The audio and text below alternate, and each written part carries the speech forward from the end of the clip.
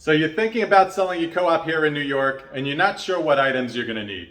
Here are a few things that will be necessary for the sale. One, get yourself a copy of the building's application. The building's application will give you such things as what are the fees for the seller, what are the fees for the buyer. It'll tell you what's the minimum down payment for the building. Is it 20%? Some co-ops don't allow you to finance at all. It'll give you the approximate timeline from submission of the application until when the board will review the application. It'll usually have the house rules in there. The house rules will give you what the pet policy is. It'll give you what the rental policy is. It'll give you what the open house policy is. It'll tell you what the renovation policy is. So if you're thinking of updating your property post-closing, then at least you'll know what to expect.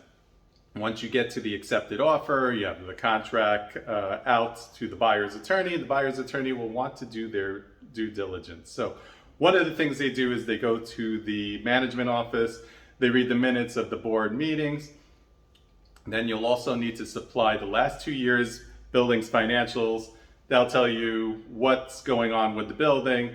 It'll tell you what's the reserve fund in the building. The reserve fund is usually for emergency purposes, such as let's say the roof will need repair or the boiler will need repair.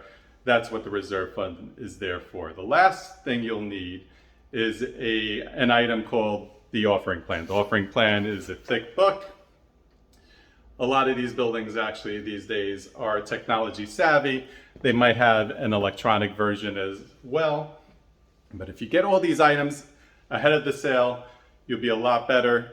It'll be a lot smoother. If you like the video, press like, subscribe. We'll have a lot more tips for you in the future.